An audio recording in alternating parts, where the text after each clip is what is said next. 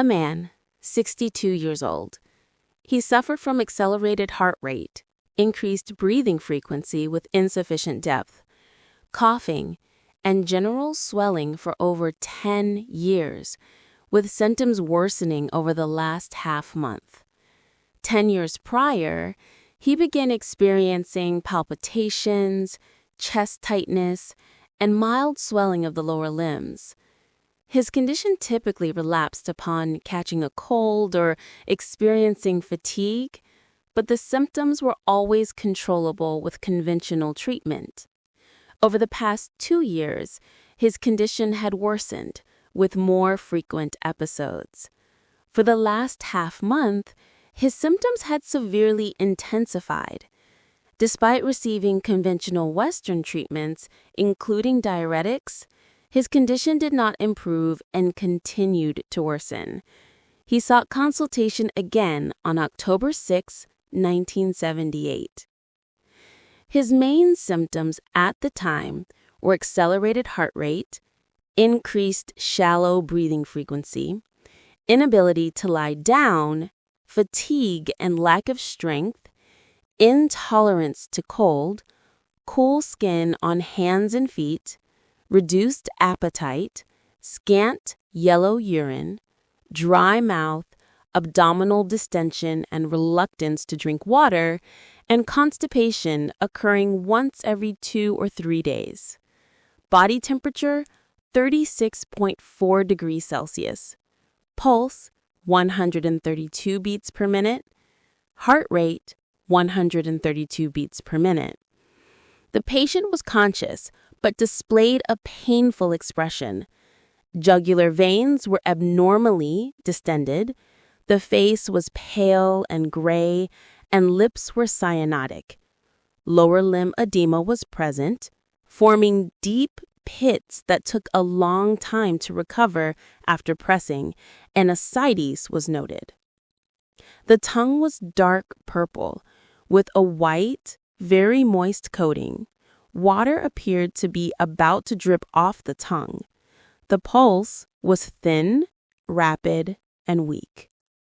The physician believed the condition was due to insufficient heat energy in the shin, allowing cold water qi to invade the Zhēn and Fài, leading to accelerated heart rate, rapid breathing, coughing, and swelling.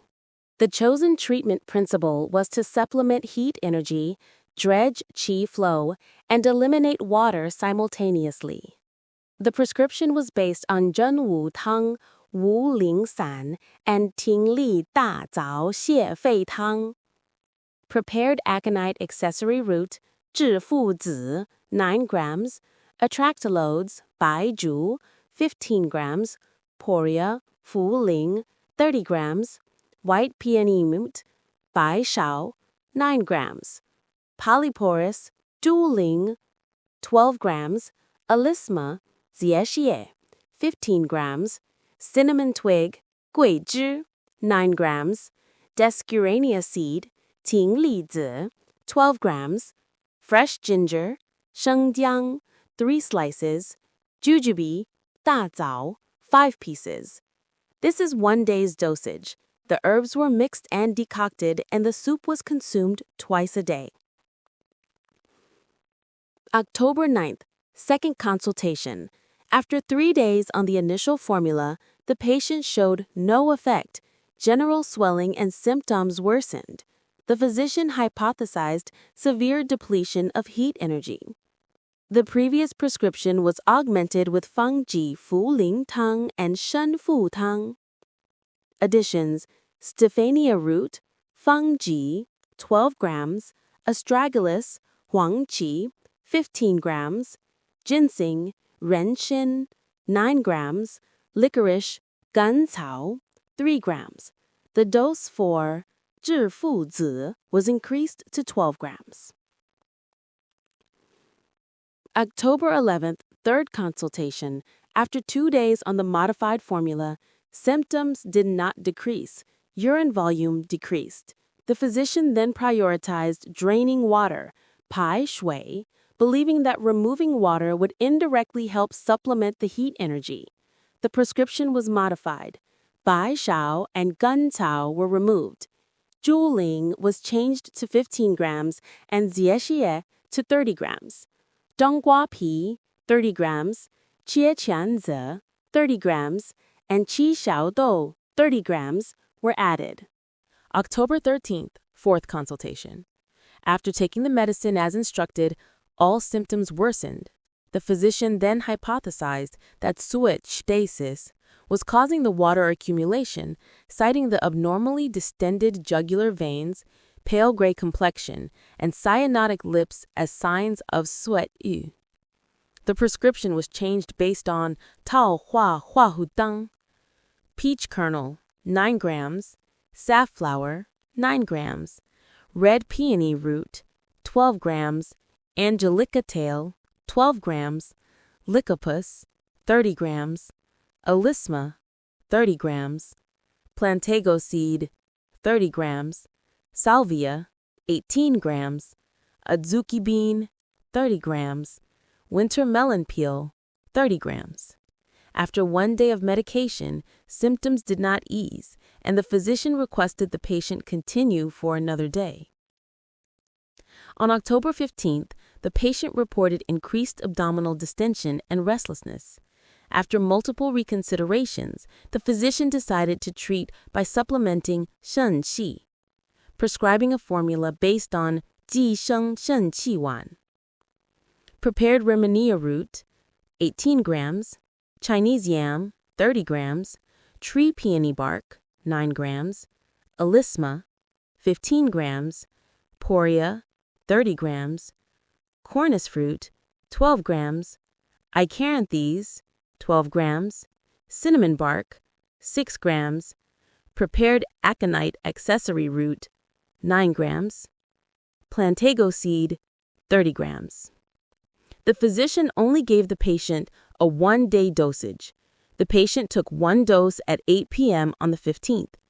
40 minutes later, urination became profuse with a noticeable increase in volume.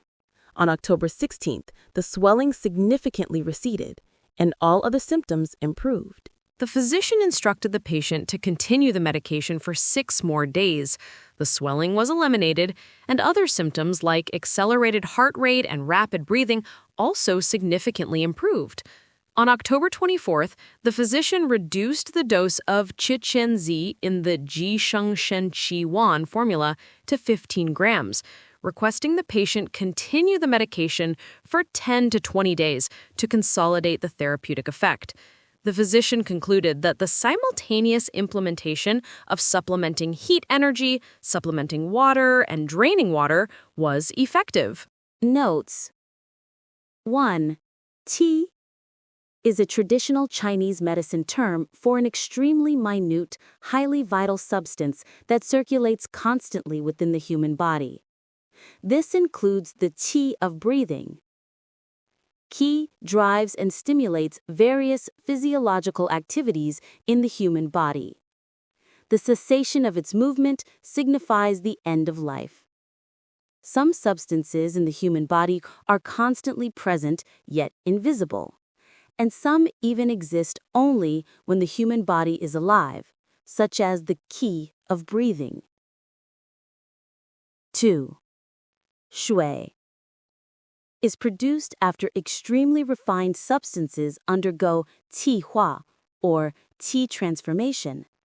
It is responsible for nourishing and moistening the entire body and is the material basis for our mental and thought activities. Qi is different from blood. 3. Classical formulas: Zhēn Wǔ Tāng, Wǔ Líng Sǎn, Tíng 大棗瀉肺汤, 防己茯苓汤, 参附汤, 桃花花灼汤, 己生参七丸 are names of ancient classical herbal prescriptions. 4. Zhang Fu. Shen, Xing, and Fei are different from kidneys, heart, and lungs. For audience consideration, Thinking point 1. Why did the doctor's explanation seem logical and well-founded, yet the treatment was ineffective? Why did it fail before finally succeeding? It feels like the entire treatment was just a matter of luck. But the question remains, why did it ultimately work? It can only be said that the ancients had already prepared everything for us. Only we couldn't see it. The problem isn't with traditional Chinese medicine itself, but with the person.